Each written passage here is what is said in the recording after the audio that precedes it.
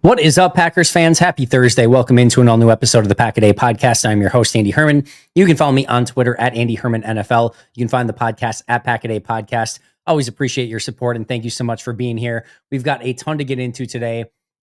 Our main topic is going to be Jaire Alexander. He's done for the year. It's a super unfortunate piece of news. It's sort of what we've maybe been semi-expecting, at least dreading the possibility / potential of it being the case. But we get confirmation that Jaire is, in fact, going to be done for the year.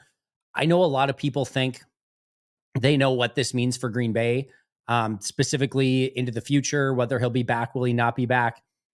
There's a lot, I think, that you really need to take into consideration. There's a ton that we're going to go over in regards to this today. So make sure to stick around, especially when it comes to the salary cap conversation, because there's a lot of misinformation out there, and I want to really get a lot of clarity on that. So a ton of that stuff to discuss today. We're going to dig into all of it. Before we get there, want to shout out Chris Rieger. Chris became a all-new Pack a Day podcast, not only member, but all-pro member. Chris, I appreciate you a ton for that. Thank you so much, not only for signing up, but for becoming an all-pro member. If you guys haven't checked out memberships yet, make sure to do so. A ton of different options available, all different perks. So definitely make sure to do that.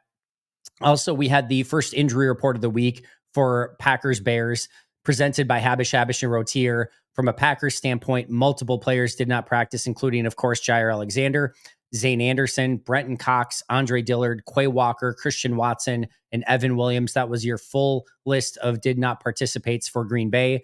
Chris Brooks, Javon Bullard, Josh Jacobs, Elton Jenkins, and Tucker Kraft were all limited. And then Devontae Wyatt was a full participant, although was still listed with the concussion, which would lend me to believe that it's probably not completely cleared and out of protocol yet, but we'll have to kind of keep an eye on that. But he was a full participant. That's a good sign for Devontae Wyatt moving forward. For the Bears, Larry Borum did not participate due to illness. Elijah Hicks, Travis Homer, Tevin Jenkins did not participate due to injury. Roma Dunze also did not practice with an illness. And then Tarvarius Moore, former Packers safety, was a full participant for Chicago. Now, just like the Packers know how to bounce back from tough hits, if you've been hit with an injury after an accident, the team of highly skilled attorneys at Habish and Rotier can help you receive the right compensation to help you bounce back from your injury.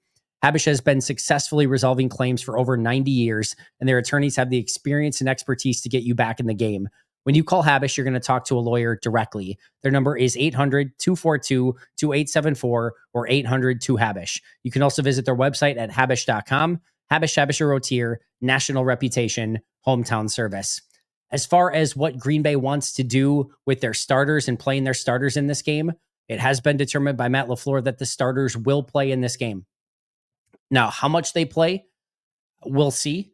I think a lot of that's going to be dependent upon how the game is going. I'm sure Matt would beyond love if the Packers could go out, play an unbelievable game, first half, I should say, be up 24-3 at halftime and feel comfortable going with Malik Willis and Emmanuel Wilson and Bo Melton and Malik Heath and Ben Sims and John Fitzpatrick and some backup offensive linemen and, getting some key defenders like Xavier McKinney out of there. I'm sure he would love to do that.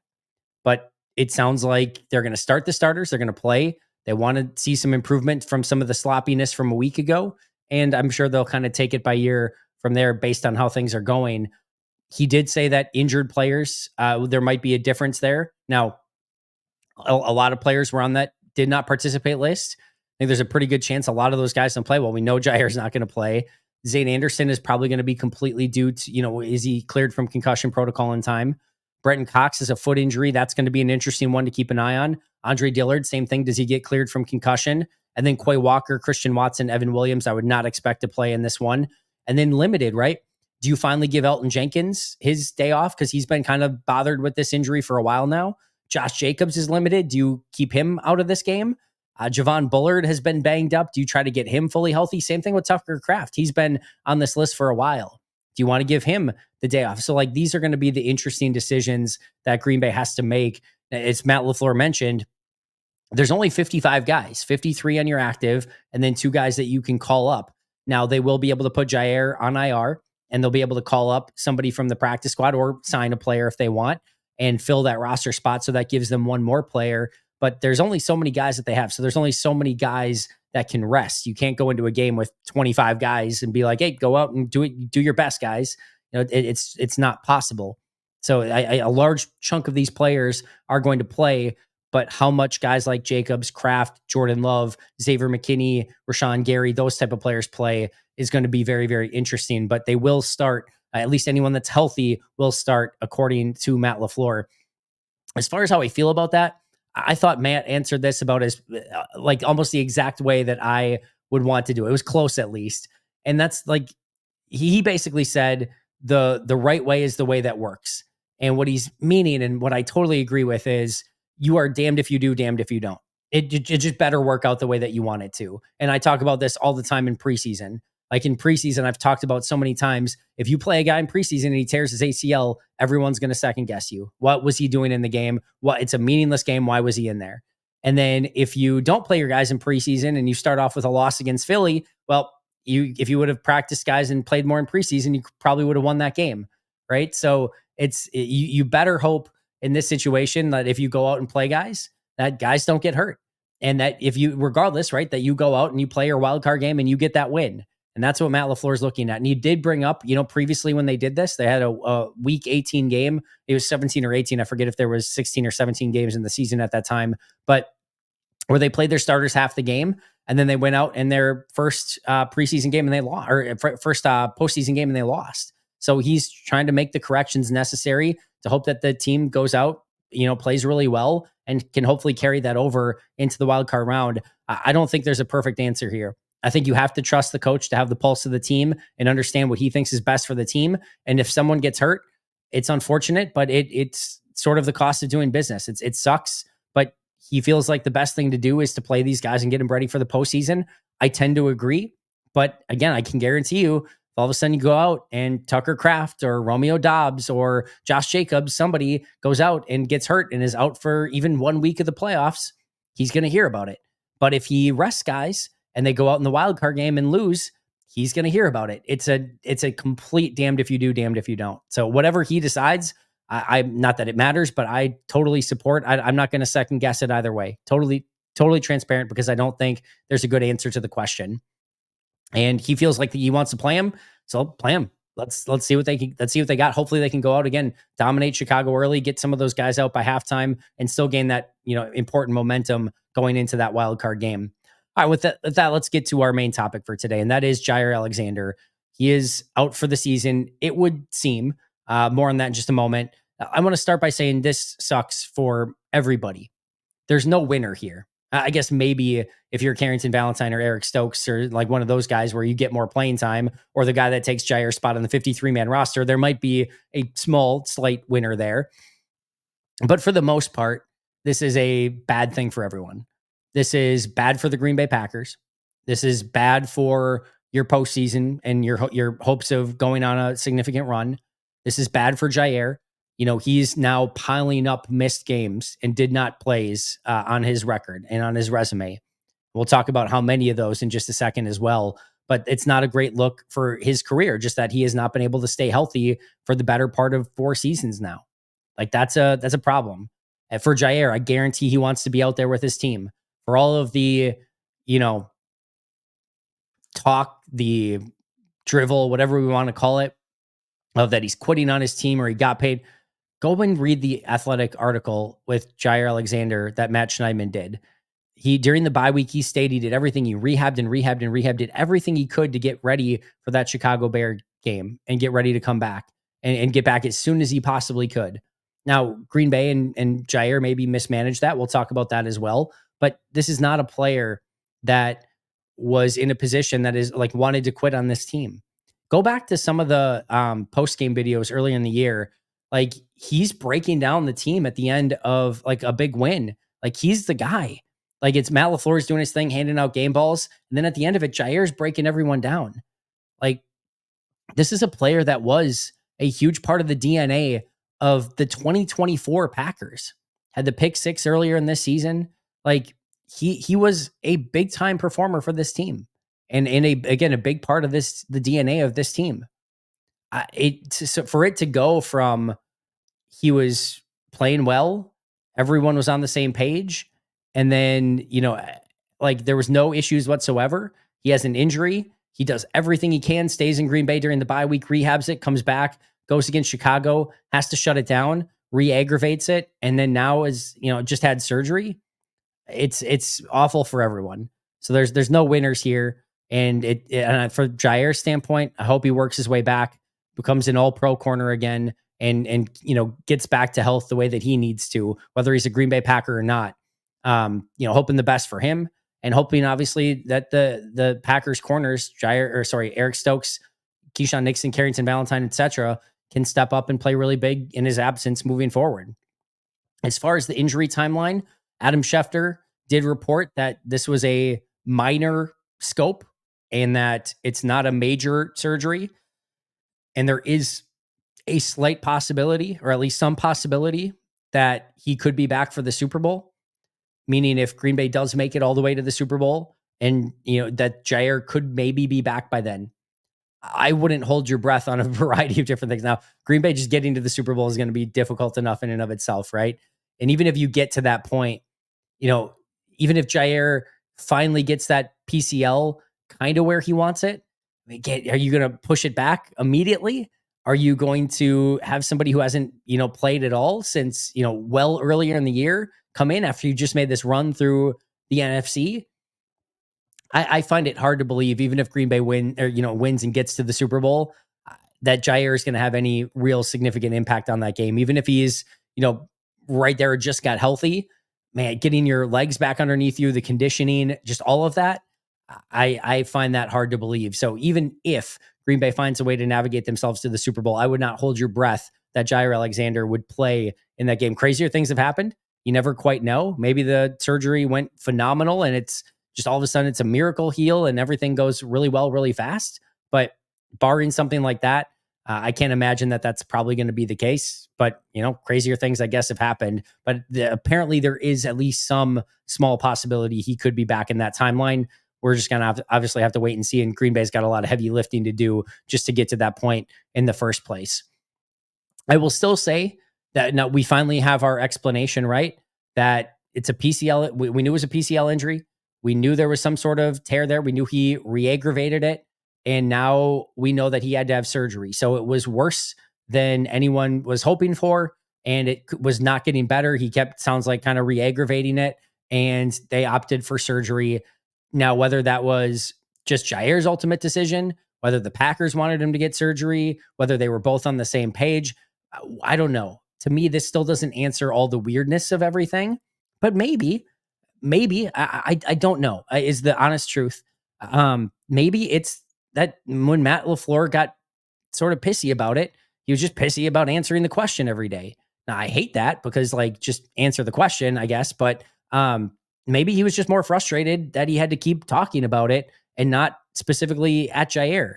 It still feels a degree off to me, but I don't know. Your guess is as good as mine. Maybe there's something there. Sometimes when there's smoke, there's fire. And sometimes it's just much ado about nothing. Maybe the franchise and Jaire Alexander are 100% aligned. Maybe they've been 100% aligned on this process the entire time. Or maybe there's been some bumping of heads. Maybe there's been some frustration between parties. And this is just the final nail of, hey, we're going to shut it down. He needs to get his surgery. We need to move on in a different direction. And it's going to go in a variety of different, we're going to have to wait and see. But it still, to me, does not totally answer all of the semi-oddness that has seemingly been surrounding the situation. But it very well just could be that that's our outside perspective of it. And that's not exactly what's going on inside 1265. And to be clear, there has not been a report from Bat Schneidman or Jason Wilde or Pete Doherty or Ryan Wood or any Packers beat guy or anyone that covers the team that I'm aware of that has said that there is a major falling out or butting of heads between Jaire and the Packers. It seems that everyone kind of thinks that's the case, that's kind of the conclusion that everyone's kind of made some sort of jump to, but I have not personally seen any sort of report on that. And it is kind of just leaving us in the dark.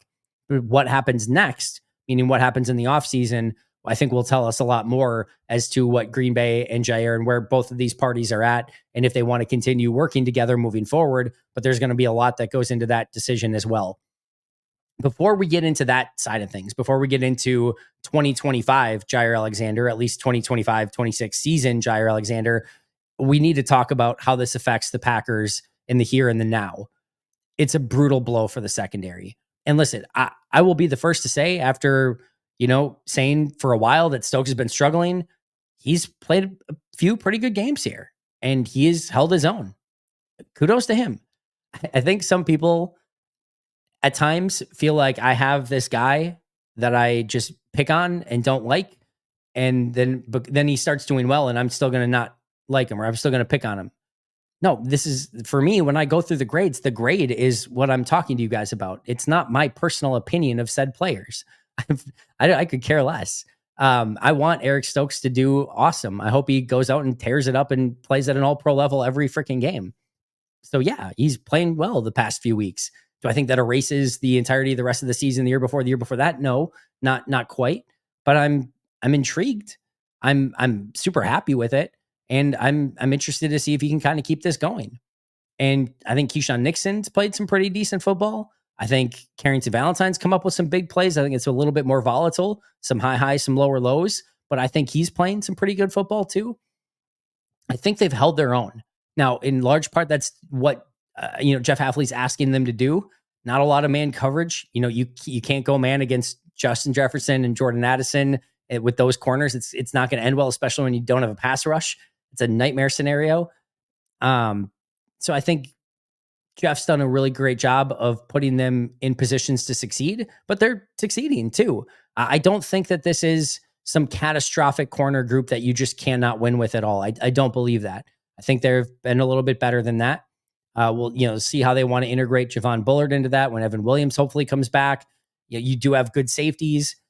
We'll talk about how the pass rush factors into that. But I think they can somewhat survive the corners to some extent, but it really limits what Jeff Hafley can do on the back end, and it starts getting a little bit predictable. You're having a hand tied behind your back because you really just can't do a ton of man-to-man stuff. So you're just cycling between different zone defenses and trying to disguise it as best as you can. And at some point, teams start to catch on to that a lot more, and it just makes you less more predictable because they know you're not going man. So you can just dial up zone beaters all day and you're going to hit on a decent amount of them because they're not changing it up to man defense all that much. And when you look at the playoffs and the potential matchups, well, if it's Philly, A.J. Brown, Devontae Smith, you would like a Jaire. Even though Jaire struggled against A.J. Brown in that first game against Philly, you would still like Jaire in that game. If you end up playing the Lions again, Amon-Ra St. Brown and Jameson Williams, you'd certainly like to have Jaire for those matchups. The Vikings, of course, Justin Jefferson, Jordan Addison. You would love to have Jaire out there. The Rams, Cooper Kupp, Puka Nacua. You'd love to have Jaire. Even if you get matched up with, the Buccaneers, Mike Evans, to have Jaire out there for him would be huge. Even the Commanders, which is probably the best case scenario from a corner wide receiver standpoint, you still have Terry McLaurin that you'd like to have Jaire out there for. It's just, no matter what teams they face over the course of this postseason, it's a tough ask without Jaire being out there. And it makes the pass rush that much more important. And it makes guys like Eric Stokes, Carrington Valentine, Keyshawn Nixon, Javon Bullard super, super important with how they play the remainder of the season. Now, from Next Gen Stats, and this is per Zach Cruz who posted this out there, the Packers with Jaire Alexander on the field this past season allowed a 61% completion percentage and a 77.5 passer rating, again, with Jaire on the field. With him off the field, that completion percentage goes from 61 to 70.7, and the passer rating goes from 77.5 to 95.3. So you're completing 9.7 more percent of your passes, and your passer rating jumps almost 18 full points. That is a ridiculously massive gap between having Jaire on the field and not on the field. So his loss is going to be felt to a very great extent, and it has been felt to a very great extent when he has not been out there. And again, it just really makes things difficult for Jeff Hafley as he's trying to go out there and call defenses where he doesn't have his top cover corner. Makes things very, very hard. One of the questions that I immediately saw was, well, why didn't, Green Bay knew Jaire was a little bit beat up at the deadline. Why didn't Green Bay make more of an effort to trade for a corner at the deadline? Well, trades don't just happen because you want them to happen. It takes two to tango. It takes another team to say, hey, we have this corner available. Would you like to trade for them? And there were two corners that were traded at the deadline, Marshawn Lattimore and Tre'Davious White. Now, Tre'Davious White could not even get on the field for the Rams, and he looked completely washed. And to give up anything for and the Rams needed corners, and they would not play Tre'Davious White. And he had bounced around. It was looking like he was basically done. Now that I think the Ravens swapped 7th round picks, so they gave up almost nothing for Tre'Davious White. He's played okay for them. He's been a part-time player in their secondary, playing about 20, 25 snaps per game. And he's been per PFF fine, like an average-ish player. Could they have done something like that? Sure. I don't, my guess, quite frankly, if I'm being totally transparent, I don't think they would have played Tre'Davious White over Stokes, Valentine, or Keyshawn Nixon. I think he would have been the next guy up. Now, maybe that depth would have helped. It would have been nice to have that depth piece there instead of maybe Corey Ballantyne if another corner goes down. I don't think it would have changed things all that much. I really, really don't. So that's one. You can just kind of scratch it off. And then Marshawn Lattimore. Well, Marshawn Lattimore certainly would have helped, right? Yes, Marshawn Lattimore has been hurt almost as much as Jaire Alexander. He's only played in 2 games for Washington since the trade deadline, the last 2, but he was out a huge chunk of time. And Washington paid an exorbitant cost to go get him, which I can understand why Goody did not want to give up that cost, especially when Lattimore was hurt and was going to miss still a huge chunk of this year. And you didn't exactly know when he was going to come back from injury. So there was a lot of risk that went along with that as well. And even if he's back right now, Lattimore's had a history of injuries as well. So kind of doubling down on another injured corner, or at least oft injured corner, I can understand why Goody didn't want to go in that direction. And there were no other corners that were traded. And Goody made specific mention in his press conference right after the trade deadline that there just weren't teams that were looking to trade away players or sell at the deadline. So you can't conjure something up because I need a corner. You team, you trade me that corner. And it's like, no, we're not interested. We're competing still. It's like, all right. When you have, by the way, 7 seeds in both conferences, it's going to make teams say, you know what, we're going to keep shooting for one of those 7 seeds and try to get in the playoffs. Fewer and fewer teams are going to sell at the deadline. And that may make it harder for deals to get done. And I think that's exactly what happened at the trade deadline this year. Teams like Miami, for instance, who were really struggling, were still trying to make that push. And understandably so, because going into the final week of the season, they are not eliminated yet. They just need 2 things to go their way. They need to win, and they need the Broncos to lose to the Chiefs. Now, the Chiefs are setting their starters down, so it's a good chance that Denver wins and they don't get in anyway. But you can, they're still fighting at this point. Had they traded away guys like Calais Campbell, Kendall Fuller, etc., maybe they're not in that position today. It's a tough situation, but I'm sure Goody would have loved to have made some upgrades at the deadline. But when there's not opportunities that present themselves, you can't force it. And I thought, neither of those corner deals made a ton of sense for Green Bay to make. And again, I don't think there was really much else out there for Green Bay to go and get. Another question that I've seen come up quite a bit is, why didn't he get the surgery back in week 8 when this initially happened? Well, the first thing is it sounds like it wasn't that bad when it first happened, and then he re-aggravated it when he played against Chicago. And then it just, he continued to work his way back and continue to have these setbacks. With the benefit of hindsight, do you change that up?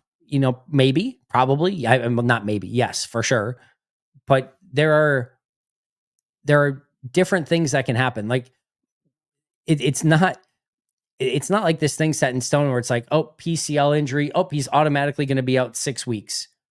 Let's put him on IR, or let's get him that surgery now and get him back after 6 weeks. Like every injury is a little bit different.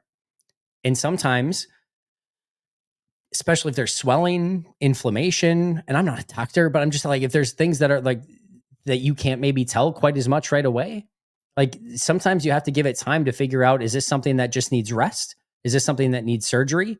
And sometimes too, like and this is why players go for second opinions and things like that. Doctor or team physician might say, we think you should have surgery. And the player might say, no, if I have surgery, that's going to set me out for too long. And another doctor might say, hey, if you rest it, you might get back a little bit quicker, but it may, it could take longer too. But then you could avoid surgery. Like there's all these different things that go into it. And then players are going to look towards what's their best long-term interest as well. So there's not this perfect scenario where if you get this injury, then do this, and this is how long you're going to be out. It can vary wildly. and it can be dependent on a player, how quickly they heal, exactly the injury that they had. Like, there's so much that goes into that. So the benefit of hindsight, yeah, just, set him down longer or get him the surgery right away, and he probably would have been back for the playoffs. But it doesn't work that way. And he worked his way back. He rehabbed. He was ready to go for Chicago. They tried it out on the field. He felt good to go. It didn't work. He had the setback, and everything just kind of crumbled from there. And we'll talk more about that here in just a second as well. And actually, here, we'll talk about it right now. The next question then, of course, is, did the Packers mismanage the situation? Let me start by saying, I think Green Bay has a very strong medical staff and training staff and everything like that to support the players and help make these decisions. I think no matter what, even regardless of what they knew, and maybe they didn't know exactly, obviously they didn't know the future, didn't maybe know the severity of it or whatever, to rush him back in that Chicago game where they had to work him out pregame, and see if he could go and put him on a snap count because he was only going to play so many snaps. That to me always felt foolhardy. Like, why are you rushing him back to play Chicago? To me, it always should have been, let's get him back as close to 100% as possible with no potential setbacks. He's far too important of a player. We can manage this for the time being. We need him back at the end of the year to make a run at this thing. I know that's easy for me to say on the outside looking in. I know that's easy for me to say with the benefit of hindsight. But even at the time, when you have to work him out pregame, he's questionable all week, and it's not sure if he's going to be able to go, or even if he goes, he's going to be on a snap count. Why? Why rush a player like that back? Or really kind of almost any player, but it doesn't really seem to make total sense in that situation. And I think it really ended up costing Green Bay, and it cost Jaire. And they're now going to have to go in the playoffs without their best cover corner. And that's a killer. It's an absolute killer. So yes, I do think there is some blame on Green Bay, the organization's hands, for how they handled this situation. How much you want to put on that is your prerogative. I don't think it's, this fireable offense, or I don't think it's anything that we need to dwell on. I don't think it's anything we need to probably talk about ever again, but it's a miscue. It's a misfire. It was a mistake. Shouldn't have happened. And you hope that they learn from this. You hope that they take it maybe a little bit more easy with some of these players. I'll just add on top of that, it's a very difficult thing. Like, I understand this. There's always this push pull, right? Of like, well, teams want players to play even when they're banged up and go out there. You have to have that. Everyone's banged up. If all of a sudden everyone starts being like, well, I've got this and I want to make sure it's 100%, you're going to have 25 guys left on your roster that are playing. And you can't bring all these guys back from IR. Like, you have to have guys play through pain, play hurt. So there's this tendency to be like, yeah, get back out there. It's almost like a prerequisite. It's almost something that has to happen from a team standpoint, that you have to continue to push players to be like, yeah, I'm sorry, but we sort of the business. You have to go out. And of course, there's a difference between hurt and injured. And that's where this push-pull always comes. Are you hurt? All right, you got to play through it. If you're injured, all right, sit down. And this is where, again, there's this constant, always gray area of where is the player. And sometimes the player and the coaching staff, or not the coaching staff, but maybe the training staff, whatever, the medical staff, feels they are in a different area than what they are. And it's not an easy equation. But it is the tendency of teams to be like, you're hurt? Yeah, we still need you. But if you are injured and there's this risk of re-injury, you got to be really careful with it. And Green Bay probably overpressed this one, and it is going to come back to haunt them, because it is a major, major loss for this secondary and this team moving forward. So yes, I do think there was some mismanagement. Now, the big question, the one that I think everyone wants to talk about, and I think they feel like they have some inkling of the decision here, and I think you really have to be cognizant of all the things that go into this. So will Jaire Alexander be back with the Packers in 2025? And I know it seems to be akin to a political argument where there are two extremes. And the one extreme says he can never stay on the field. It's the easiest decision ever. Get rid of the guy. And some people even go further. It's a locker room cancer. I don't know how you could possibly know that. There's been no reports of that. There was the suspension last year, but even then, teammates kind of had his back. So Whatever. That's the one extreme, right? Gone, no question about it. And then I got the other side, which I was kind of a little bit more surprised by, if I'm being honest. But the other side of like, of course he's going to be back. He's the Packers' best cover corner. And why, how, like, they don't have good corners. Like, why in the world would you get rid of Jaire Alexander? Well, let's talk through that. Because let me start by saying, I don't think it's a easy cut and dry convert or like decision one way or the other. I do think there is a way that I am very much leaning, and we'll go over why in great detail. I think the first thing that you need to know, and this is per Zach Jacobson, who did the research on this, Jaire has missed 20 of his last 34 games now after this weekend. And it'll be what, even, more than that, because it'll be one more going into at least one more with the postseason game that he'll miss. So, but 20 of 34 that he has missed. In addition, he will have missed 34 of his last 68 games after this weekend.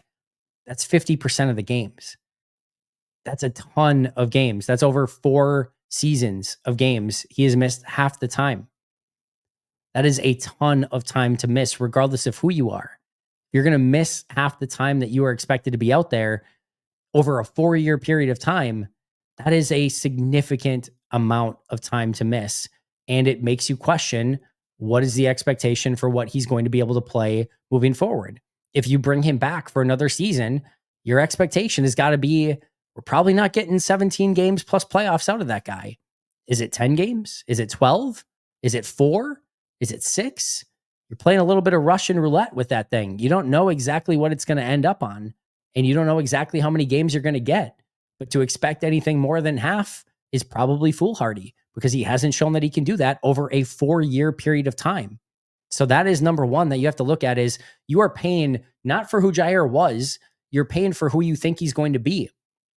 And in that projection, you have to bake in playing time and expectations of what you think he is going to be able to play, and how you could look at a 4-year period of time where he's missed half the time and say, yeah, I think he's going to play all of next year. I think that would be probably a pretty bad way to put those expectations and analysis together as you're trying to make this decision. I mean, maybe you get 75%. That's probably what you're hoping as a best case scenario, is that maybe you get 75% of the season with Jaire next year. But anything, beyond that, you're probably just wishful thinking. You might as well go to the casino and, spin a roulette wheel, because you're just hoping the numbers come up right. It's just pure dumb luck and hope at that point. But you can't go into the season expecting it when he's missed that much time over 4 seasons. Now, Jaire, the player, well, let's talk about it from a PFF standpoint. This is since 2021. In 2021, he had a 73.4 grade. 2022, a 80.3 grade. 2023, 75.9. And 2024, 75.2. That is a good to really good NFL corner through those 4 seasons. Worst grade was a 73.4 in 2021. Best was an 80.3 in 2022. Like a good range, good solid corner, good grades. For me, in 2021, in just those 5 games, I had a plus 2.9 grade on him. In 2022, I had a plus 0.8. 2023, negative 1.0. 2024, plus 0.75. But here's the big discrepancy for me when I look at my grades. Pre-2021 injury. So remember, the shoulder injury was 2021. All right. Prior to that injury in 2021, from 2018 to 2021, prior to the injury, he had a plus 32.45 grade over that 3+ seasons. Plus 32.45. Just absolute stud, all pro caliber player, unbelievable player. Post-injury, 2021 post-injury, that one game in the divisional round in 2021, and then 2022, 2023, 2024 for what he's played so far, plus 0.5 grade. You're talking about, from me, going from a all-pro / Pro Bowl caliber corner to a average to solid good corner. That's a drop-off. All right. And I'm not saying that he's not talented, good cover corner, not a value add. I'm not saying any of that. I'm just saying there is a difference. It's another thing that you have to play into the equation of, even if you look at PFF, that's like, you're not talking about, he had like a 90 grade one year prior to the injuries. Like, that's all pro caliber corner. Now you're talking about 75s and 73s more often than not. It's still good. It's a really good corner. Green Bay's best corner, no question about it. Same thing for me, is like, he's still grading, mostly well, but the difference between a plus 32.45 grade and a plus zero point 0.5 grade is pretty significant. So even when he is out there, he's not quite making the same impact that he once was when he was in his prime. Next thing you have to look at is the cornerback depth chart. Well, Carrington Valentine's under contract next year. Keyshawn Nixon's under contract. I would be stunned if he's going anywhere. And then you have two guys on the practice squad, Kalen King and Kamal Haddon, who will get future reserve deals, or basically cheap 1-year deals going into next year. That's it. That's your corner depth chart. Carrington Valentine, Keyshawn Nixon, Kalen King, Kamal Haddon. They're going to need to add some pieces. And if they lose Jaire Alexander, that is a pretty big gap for where they are. Eric Stokes is a free agent. Robert Rochelle is a free agent. So they don't have a ton in the cupboard at that specific spot. So without Jaire, you're talking about a pretty significant rebuild at that position. And then, of course, we need to get to the biggest thing here, which is the salary cap and what he would cost against the cap if he were to be brought back. And this is where the biggest misconceptions are. And this is going to get a little numbery. I apologize in advance, but I'll explain it in pretty simple terms as we kind of go through this, or at least as simple as I can. In 2025, this upcoming season, he is set to have a $16.15 million base salary with a $7.88 million prorated bonus and $1.35 million in additional roster bonuses, which would make his salary cap hit $25.4 million this upcoming season. If they were to release him, he would have a dead cap charge of $18.1 million. So the math is pretty simple here.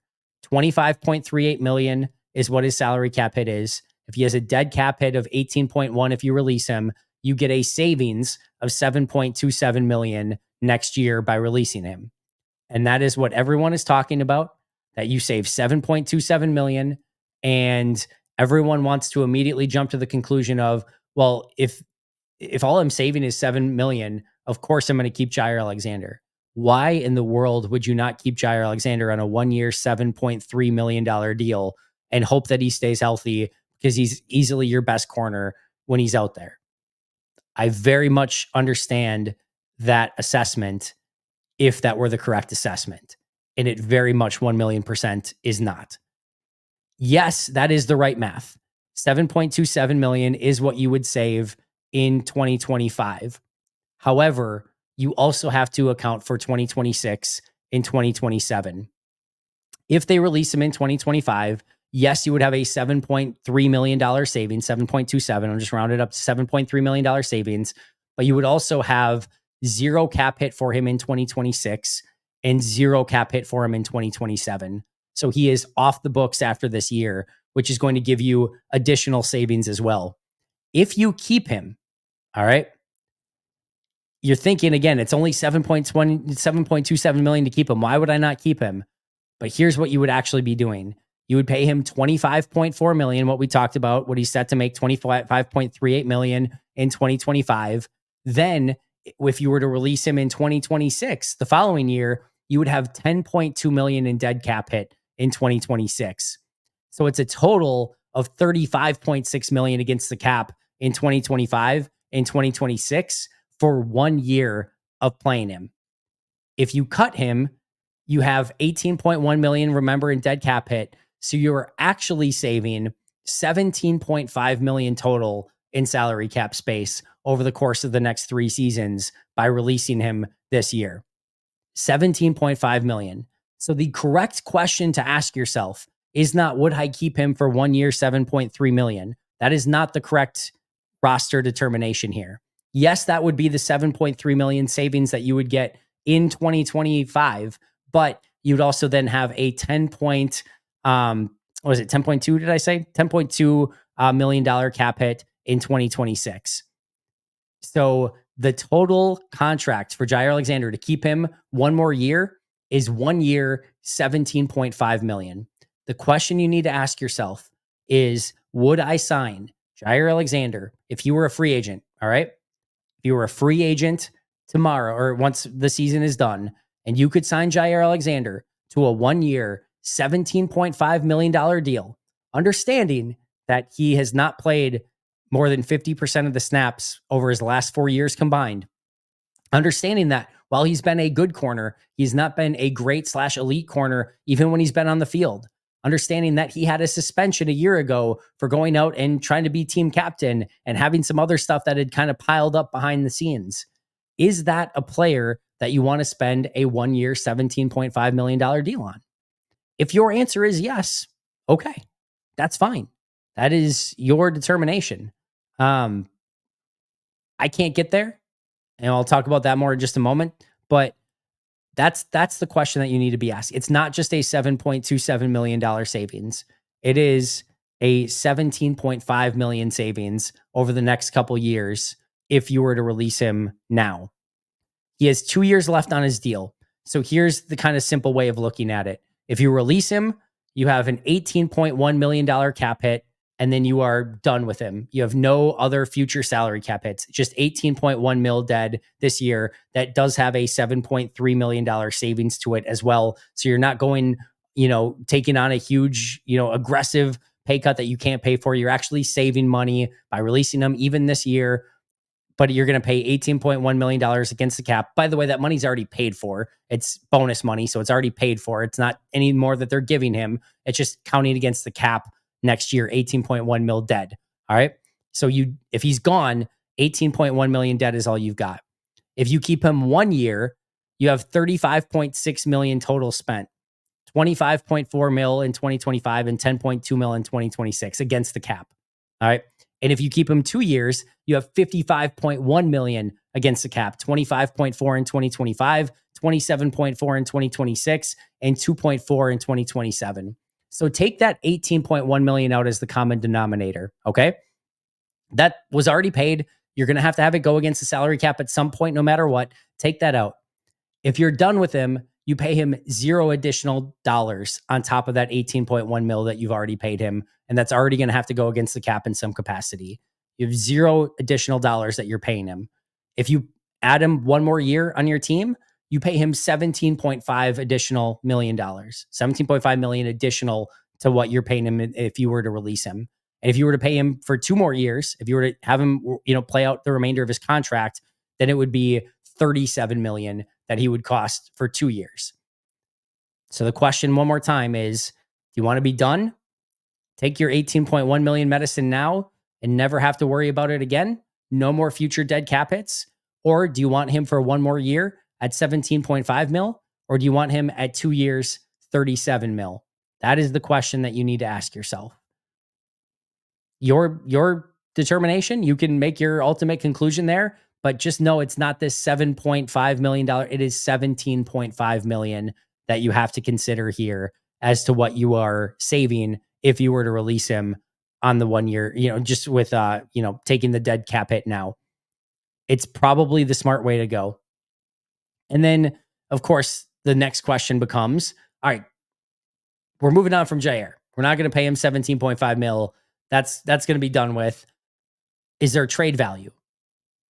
Maybe. What you'd be getting for a team that would be trading for him is a 2 year, $37 million non-guaranteed contract with 17.5 mil in 2025. The question becomes, think of it this way. Do you want to give Jaire 1 year, $17.5 million deal? If your answer is yes, then you probably don't want to trade him. If your answer is no, then is another team going to want to get him 1 year, $17.5 million? Now they can renegotiate with Jaire. They can, give Green Bay a draft pick to be the ones that take that deal on and then have the first right to renegotiate. The beautiful thing with the contract is that it's all non-guaranteed. So yes, you get him at 237, but it's all completely non-guaranteed. So if Jaire does, they can't come to a conclusion, they can't come to a renegotiation, they can just release him and be done with it, which would lend me to believe that if Green Bay is able to make any trade, if some team does want the ability to bring on Jaire and renegotiate that contract before he's a free agent, if Green Bay were to cut him and he gets to negotiate with every team, then it would be a conditional pick that would be coming Green Bay's way. Probably something conditioned on how many games he played, if he became an all-pro. I could see something where it starts as I think it's probably less than this, by the way, but maybe it's something where it's like a 6th round pick or maybe a 5th round pick. We'll just say a 5th round pick to make it easy. That can move to a 4th round pick if he becomes a Pro Bowler. That moves to a 6th round pick if he misses half the games, and moves to a 7th round pick if he only plays 4 games or fewer, like something like that. Or that moves to nothing if they release him before the start of the season.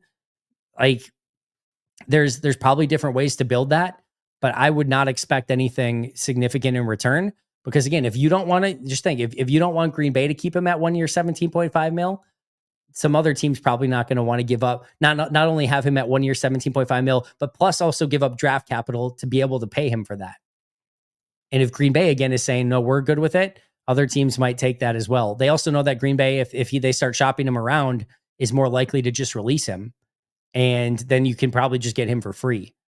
Now you have to battle other teams that might also be interested, which is why, again, I could see some team giving up a conditional pick for him, but I don't think it's going to be anything more than that.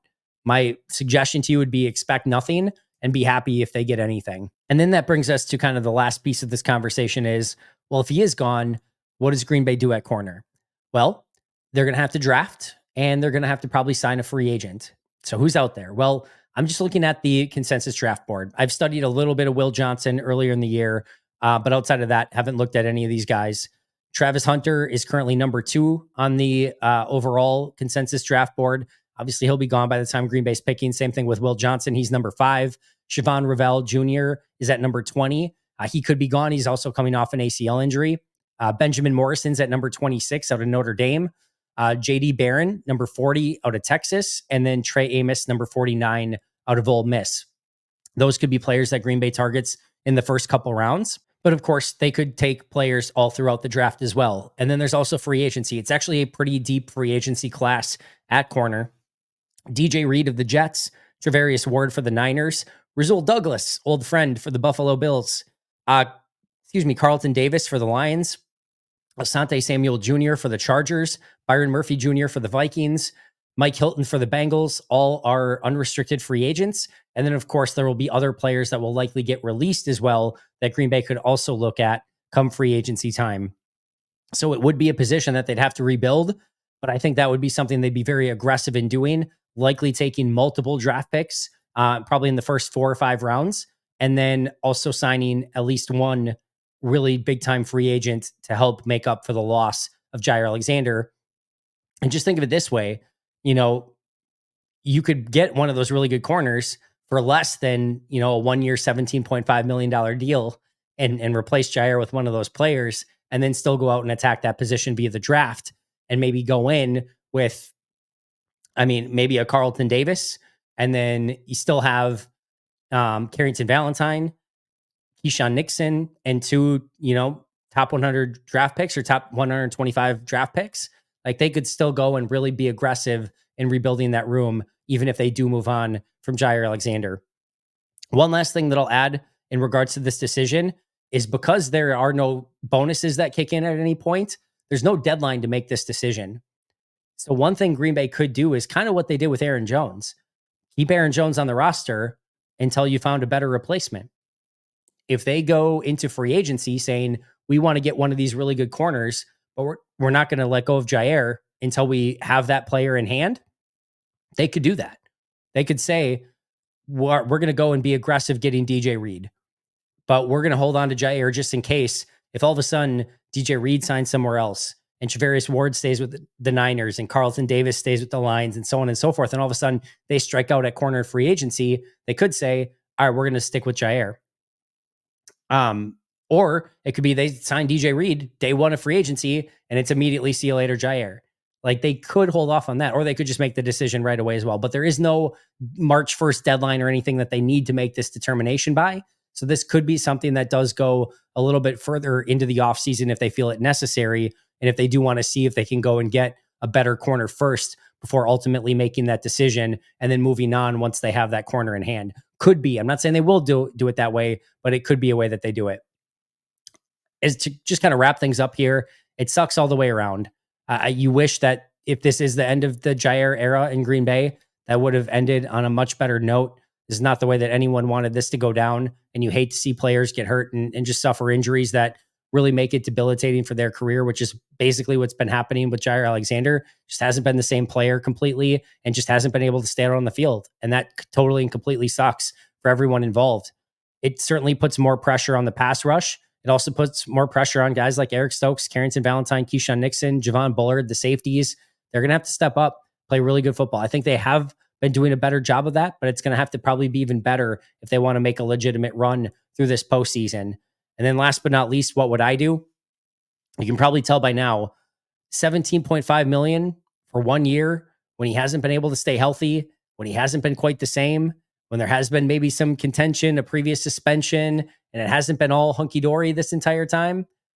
Can't do it. Can't bring myself to do it. For me, it would be a pretty easy decision that Jaire would, probably have played his last down in Green Bay, and he gets to go find something new for him. And I hope he goes out and finds all that success, and Green Bay can go find a new corner for themselves, and probably multiple, right? That's probably the direction I would go. I would lean towards that's the direction that Green Bay would go as well. If I were betting today, I would guess that Jaire is not back. Now, some people might point to, could there be some sort of restructure here? Possible, yes. Likely, I don't think so. I think Jaire is just going to say, and that's if you go to him with a restructure, he's going to say, no way. And I think he's just going to say, I would rather find something on the open market. And I think understandably so. It feels like this was a divorce that's been kind of happening in real time. And I think that divorce comes to fruition in the offseason. And it feels like the right time for both sides. It feels like it's probably time for Green Bay to go in a different direction, get some new bodies in that corner room, especially when Jaire can't stay healthy. And it feels like Jaire just needs a reboot, fresh coat of paint, get him somewhere new, and hopefully he can take off and play great somewhere else. Just hopefully it's not in the NFC North, right? So yeah, that's my take on it. I don't expect him to be back. I would not continue with him based on the contract that he's at, and I do not expect a restructure. Sucks all the way around. Not saying it's a foregone conclusion. We're gonna have to wait and see, and we'll take it one step at a time. And again, I don't think anything's set in stone at this point, and certainly nobody's reported on anything. But if you look at the money, I think it's going to be really hard to kind of bring him back at that 17.5 mil number. And I just don't see Green Bay doing that. We'll wait and see, though. That's going to do it for me today. Thank you so much for joining me. I know a lot of numbers. I know a lot to discuss with this. It's going to be a very interesting decision for Green Bay moving forward. Shout out to our All-Pro and Hall of Fame members, Most Hated Minnesotan, PJ Wynn, John Wild, Brandon Paletta, Jennifer Wright, Boom Handle, Donald Lee, Lori Lord, Baby QB, David McCluskey, Donald Decker, Alex Wong, Ronaldo Espinoza, Peter Ritaka, Jay Zimmerman, B. Brown, Puerto Rican Packer, Dan Guessford, Step Keat, Love and Football, Dylan Pat Scott, Bobby Santoro, SoCal Pack, Allison Tuckwab, and Chris Rager. I will see you guys all soon. But until next time, and as always, go Pack Go.